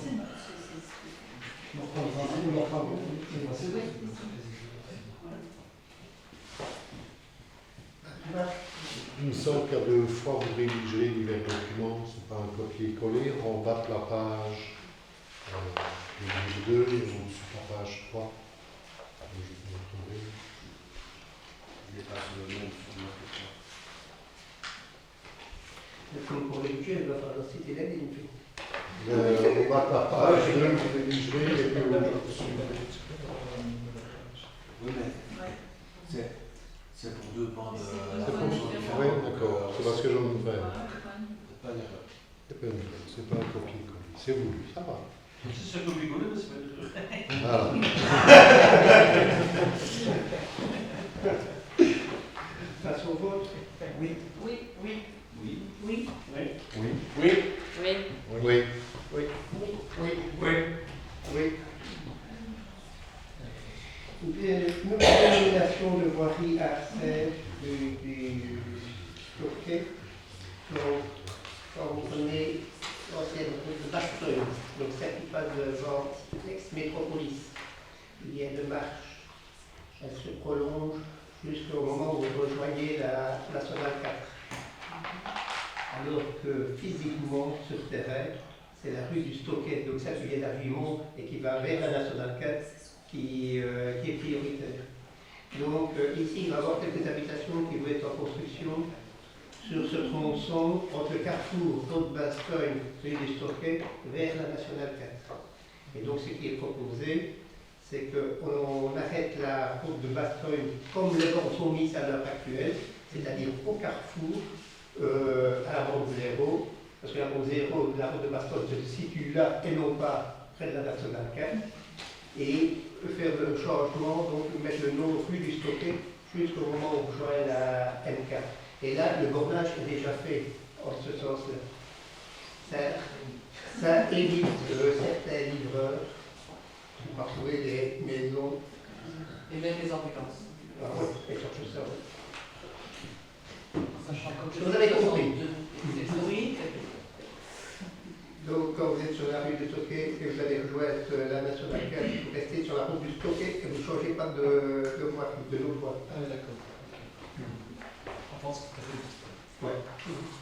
Et donc, ce qui est étonnant, c'est que maintenant, les bandes kilométriques, route de Bastogne, c'est au carrefour. Alors, ça devrait être normalement où c'est logique. Si on garde la dénomination. C'est logique, c'était le code de Bastogne, mais c'était l'ancienne nationale 4. C'est ça. Donc, les bandes kilométriques ont été changées, mais le nom n'avait pas changé. Comme c'est le nom de compétence, ben, on change le nom. OK? Oui. Oui. Oui. Oui. Oui. Oui. Oui. Oui. Oui. Oui. Oui. Oui. Passons au fabrique d'église. Nous avions coupé une partie de la surveille. Donc, on parlait de Jean-Vincent. Et ici, au niveau de la fabrique d'église d'Angly, donc le budget est en équilibre avec une intervention communale de 12 469,06 euros. Y a-t-il des remarques? Parce que oui. Oui. Oui. Oui. Oui. Oui. Oui. Oui. Oui. Oui. Oui. Oui. Nous sommes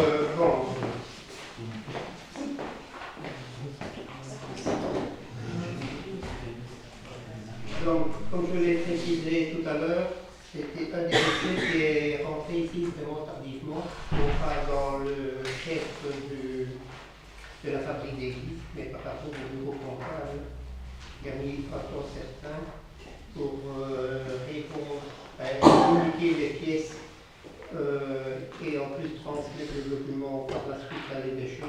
L'évêché qui a pris lui aussi un temps certain pour répondre, si bien que lorsque nous avions élaboré le budget, nous n'avions pas les données qui nous sont arrivées lorsque nous avons pu distribuer l'ordre du jour. Donc là, le budget est également en équilibre avec un supplément de la commune de 7 793,39 €. Y a-t-il des questions? Passe au vote. Oui. Oui. Oui. Oui. Oui. Oui. Oui. Oui. Oui. Oui. Oui. Oui. Oui. Oui. Alors, pour la fabrique d'église de Chavannes-Charnier. Si tu veux. Ouais. Quand le frais, c'est bien, mais le fond, c'est bien aussi.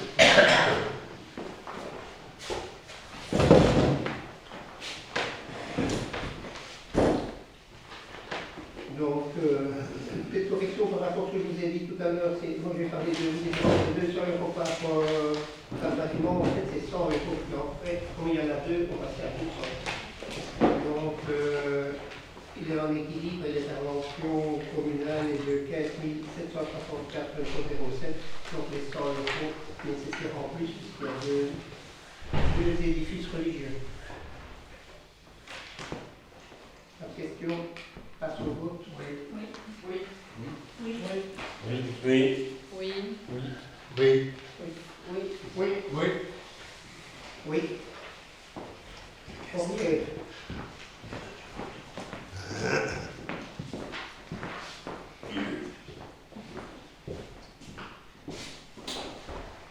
Là, c'est le supplément qui est en équilibre aussi. Et l'intervention communale est de 12 819,48 €.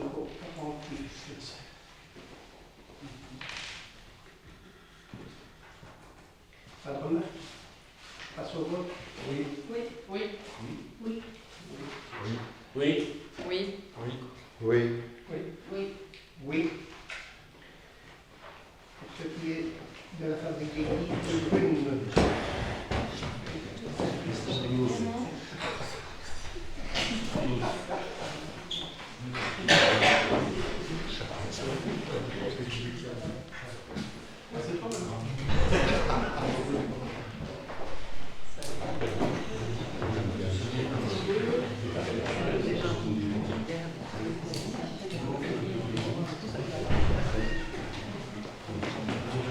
Pour ce qui est de Brune, intervention communale de 14 595,90 €. Aussi, il y a quelques corrections qui ont été apportées par l'évêché lorsqu'il la partie qui lui était soumise. Pas de remarque, passe au vote. Pardon, Serge.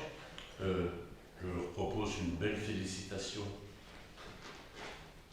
pour leur budget profitable. C'est quelque chose un exemple pour beaucoup. Je voudrais qu'on les félicite d'avoir bien géré et d'être en super bonus. Voilà. On peut de temps en temps féliciter les gens aussi. Tout à fait. Ok. Passe au oui. Oui. Oui. Oui. Oui. Oui. Oui. Oui. Oui. Donc, Serge communiquera ta réaction lorsqu'il présentera le résultat, parce que le budget est toujours en équilibre, il n'y a pas de déficit, c'est zéro. Oui, mais enfin, bon, ils ont quand même. On se comprend. Par exemple, aux autres, c'est quand même bien.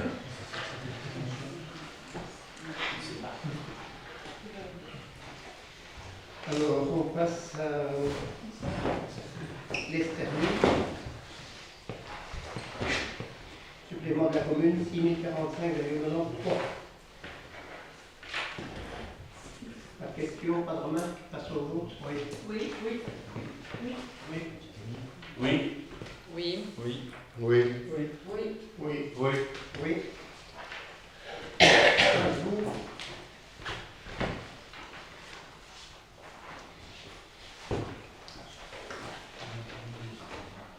pour une fois, Strasbourg. Il y a si longtemps qu'on n'avait plus d'intervention communale, 2438,47 €.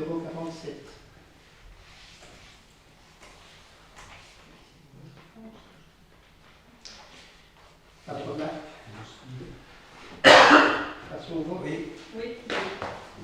Oui. Oui. Oui. Oui. Oui. Oui. Oui. Oui. Oui. Oui. On termine par la Somme.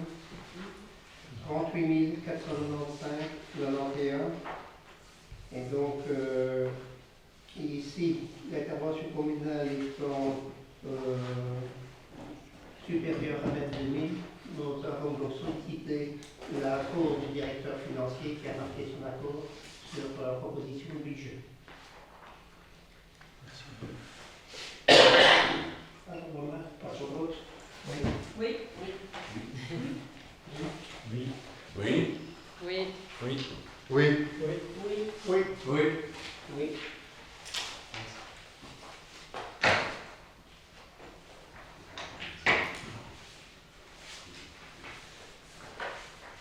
Donc, je vais quelques mots comme en communication, mais bon, ici, celle qui est dans notre dossier, c'est le remerciement de la ville de Bouillon pour avoir mis notre directeur financier à disposition de leur commune, de leur ville, pour intervenir de 3 mois finalement.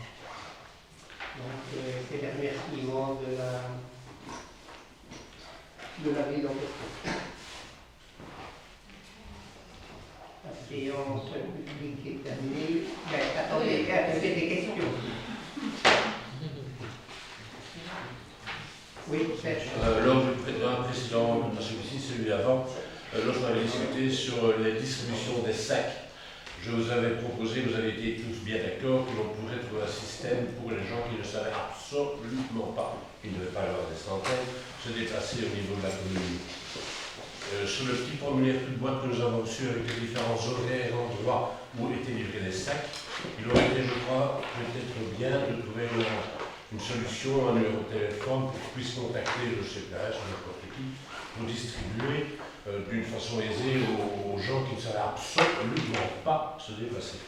Un petit exemple, dans ma rue, une brave dame, ses enfants ne savaient absolument pas la dépanner, elle m'a téléphoné.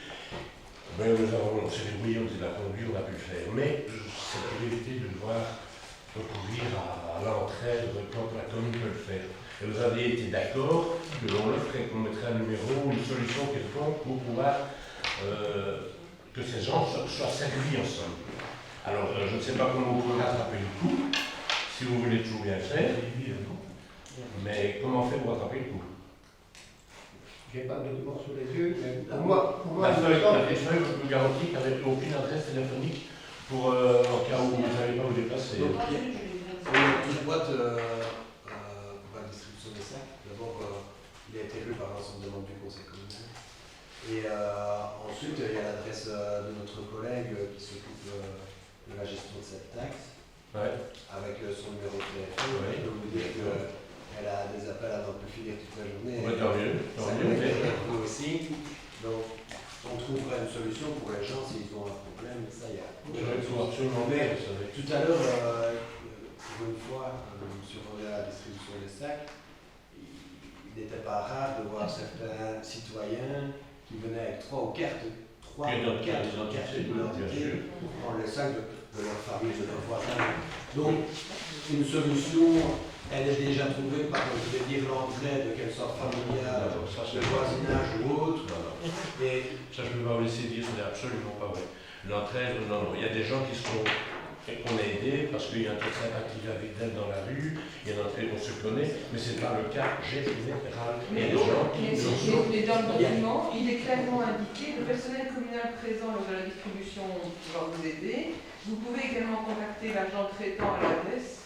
Il y a l'adresse mail ou par téléphone. Et vous avez fait ça ou pas? Eh bien, dans le boîte qu'on a tous reçu. Je vais pas laisser comme ça. C'est le seul.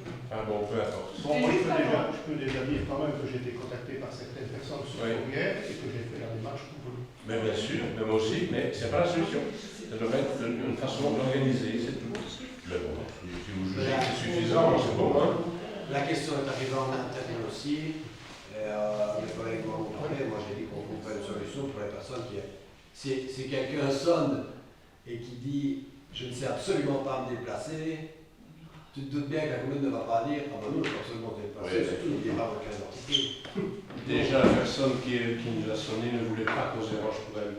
Il y a ma femme cachée, je suis qui a insisté. Il y a des gens qui ne voudront pas déranger, mais qui font un service officiel. C'est la meilleure chose, je trouve. Si Surtout que vous aviez dit que vous le feriez. Hein. Si c'est demandé, on fait. Mais donc fait, c'est marqué, je te jure. Oui, d'accord, tu as raison. Ah non, non, c'est le courrier qui nous a soumis. Oui, ok. Je peux te le montrer. On n'a pas appris tout pourtant. Non, j'ai pas pris toute boîte avec, c'est dommage. Mais regarde, je vais te montrer de toute façon. Oui, mais je te crois. Oui. Ah, tu me crois? Non, tu me crois. Mais si, Je te vois. Donc ici, c'était le courrier qu'on a su. mais non, mais je parle pas de ça, je parle pas que l'insulte que les gens ont reçu dans leur boîte. Eh ben, c'est ce que c'est celui-là, dans la boîte. Vous ne recevez pas les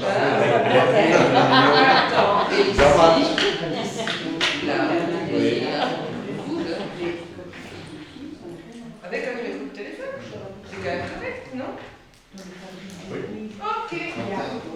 Dans la fabrique, il y a une pièce annexe là, mais elle ne va pas se trouver là, c'est celle-là.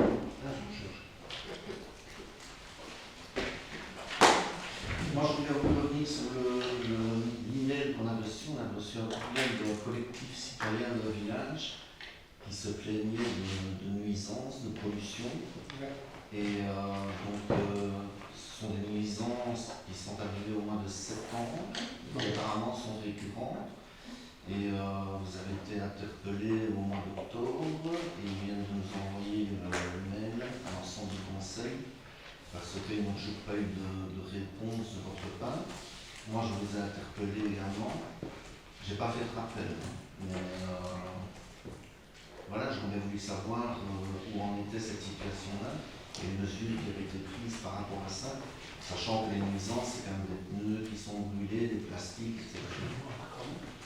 Alors, il y a eu un règlement, un collectif de Brune qui s'est manifesté sans citer qui que ce soit. Donc pour moi, pour avoir un courrier anonyme, je ne sais pas déjà pas. Il aurait été utile que ces gens précisent quand même qui ils étaient. J'ai reçu le rappel. Et quand j'ai reçu leur rappel, ma première question, je leur ai dit, commençons dans l'ordre, dites-moi qui vous êtes. Et la réponse qui m'a été fournie, on a peur des mesures de représailles par rapport aux personnes qui brûlent leurs déchets de la sorte, et donc on ne citera pas le nom. Je leur ai donné comme réponse par ailleurs. Vous pouvez consulter le règlement général de police qui se trouve sur le site de la commune et vous verrez l'article de mémoire 52 ou 56 où vous êtes interdit de brûler. Et donc c'est un règlement qui a été validé par le conseil communal en février de cette année-ci, si mes souvenirs sont bons. Et donc, l'article 120 disait qu'il y avait des amendes qui découvraient par rapport à une attitude qui contrevenait à ces règlements de police.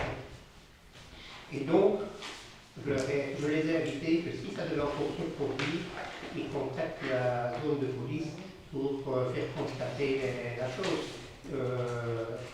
On me demande quelles sont les mesures que la commune prend. La commune a déjà pris des mesures, le conseil communal a déjà pris des mesures à partir du moment où le règlement de police a été avalisé par le conseil ici au mois de février. Donc, c'est à chaque... les citoyens qui subissent une nuisance à ce niveau-là doivent contacter la police. Moi je peux comprendre aussi qu'on ait envie de rester anonyme. Oui. On a peur de représailles, je crois. Donc je pense que la démarche, et je me suis interrogé, je me suis posé la question aussi, puisque je ne sais pas, je ne vais même pas citer le village, mais je pense qu'on peut quand même faire vérifier aussi, en tant que chef de la police, je pense que tu peux quand même envoyer la police Tout à fait. Et qu'on peut Ça a été fait. sensibiliser Et via le mail qu'ils ont envoyé était suivi, a été adressé à la police aussi. Donc la réponse qu'il est formulée avec un copie au niveau de la police. et que c'est peut-être un élément pour sensibiliser la population dans un prochain faux ou une information sur le site de la commune pour dire attention, il a été constaté que et rappeler le règlement de police à ce sujet. Comme on est en période de rappel au niveau de la zone de police, au fait de l'occasion par rapport aux feux d'artifice. Donc le règlement de police autorise les feux d'artifice le jour de réveillon de 23h30 à 24h30. Et donc, et idéalement avec Un prix constant. un prix constant. Donc, si c'est possible, pas feu d'artifice, mais le règlement de police, elle n'est pas interdite. Il faut savoir que cette particularité-là du règlement, au niveau du collège de police et du conseil de police, est revenu quelquefois sur la table avant finalement de statuer et mettre simplement ce créneau ouvert-là. Il faut faire très attention par rapport aux animaux. Donc ceux qui font péter leur pétard de feu d'artifice ce soir-là, il faut bien informer leurs voisins de leur attention parce qu'il y a eu que ce soit des chiens ou des chevaux qui se sont lancés même dans les boxes, qui ont eu des soucis dans les boxes. Donc il faut quand même être attentif à ce niveau-là. Alors, je range une question. Il y a 3 conseils. Donc, je vous ai fait part d'une information en sciences publiques au sujet du ministre de tutelle qui avait annulé une délibération. Donc, il y a eu un débat. Il s'en est suivi que la conclusion, c'est qu'on reviendrait la fois suivante sur cette situation. On a reçu un mail de Tapin pour dire que il y avait une demande qui avait été formulée à la Fédération des directeurs généraux pour voir si... le premier mail, ça insinuait que vous aviez que quelqu'un avait consulté la Fédération des directeurs généraux. Et donc, moi j'ai répondu par rapport à ce mail-là en demandant, voilà que je prenais acte que ce ne serait pas abordé au Conseil du 27 pour les démarches. Et ensuite, on a reçu un nouveau mail de ta part aussi, pour dire que finalement c'était la fédération qui avait pris l'initiative de réagir par rapport à des articles de presse et qu'il y avait un avis juridique qui avait été transmis de la part de la fédération. Voilà. À la tutelle. Oui. Moi, je n'ai pas compris comme ça. J'ai compris que vous aviez un avis juridique et que c'est vous qui l'aviez transmis à la tutelle. Donc ici, le point sera débattu en huis clos, c'est certainement pas en séance publique. Donc, je n'ai pas, donc c'est pas du point, c'est par rapport à ça. Ben, je te répondrai par rapport au huis clos. Mais donc tu as fait. Je ne m'exprimerai pas en séance publique. Je publique. voudrais savoir, c'est pourquoi j'ai pas pu avoir un avis juridique. Parce qu'il est soumis à la tutelle. Oui, mais alors vous l'avez eu quand même. Et il faut, un dossier ne peut être présenté quand il est finalisé. Ici, le dossier n'est toujours pas, on n'a toujours pas l'avis de la tutelle. Rien ne me dit que l'avis juridique est fondé ou pas. Parce que pour être certain de ce qu'on communique à l'ensemble du conseil, c'est de savoir si on a au moins l'avis qui est exprimé et reçoit la base de la tutelle. La Fédération des directeurs généraux a transmis un avis à la tutelle directement. Non. Non, ben c'est bien ce que j'ai compris. À quelqu'un qui transmis ici au niveau de la commune, on a reçu un avis qui a été transmis à la tutelle pour approbation. Donc le dossier n'est pas totalement instruit, on ne vient pas devant le conseil communal. En tant que membre du conseil, je crois que j'aurais pu prendre lecture de l'avis juridique. Tu auras l'avis quand la tutelle aura marqué sur la peau sa désapprobation par rapport à l'avis qui est communiqué là.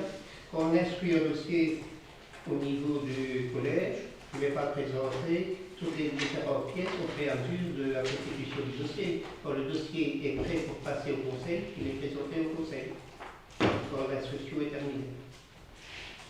C'est quand même assez particulier quand même, que vous avez un dossier à instruire qui n'avance pas parce que maintenant il y aurait eu l'initiative, un avis juridique qui aurait été demandé par la fédération, qui vous l'aurait transmis.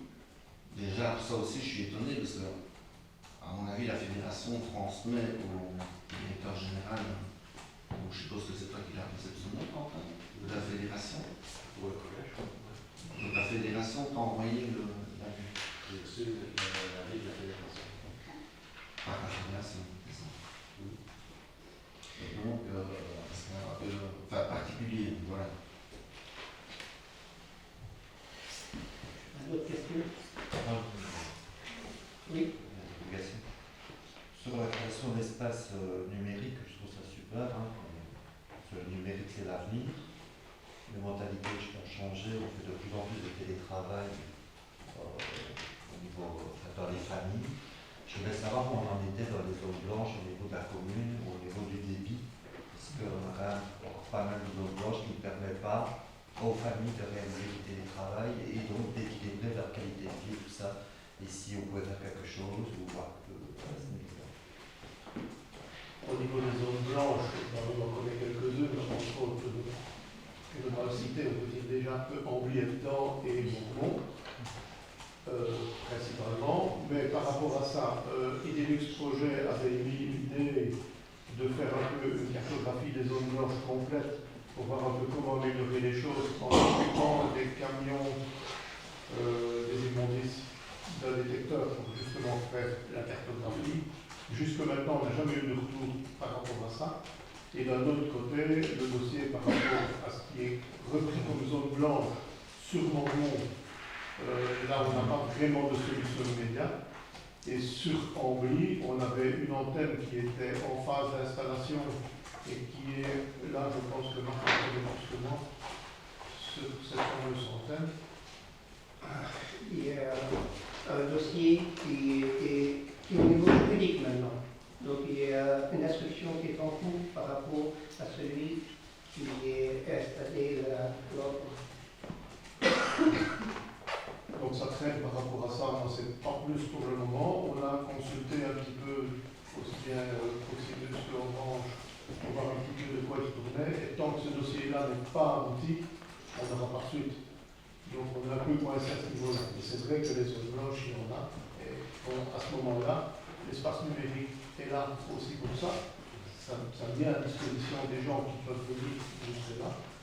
Ce sera aussi vrai que dans le cadre de cet esprit numérique, on voudrait faire aussi des petites conférences et aider aussi par rapport au village, aussi à la sol, une partie, et une partie sur vente. Ça, c'est un petit peu un programme de distribution de l'aide qu'on peut apporter. Et on est aussi prêt à regarder avec la province pour mettre en place un service d'aide numérique pour aller à domicile chez les gens. Voilà un petit peu mon dossier. D'autres questions? Voilà. Voici la séance publique.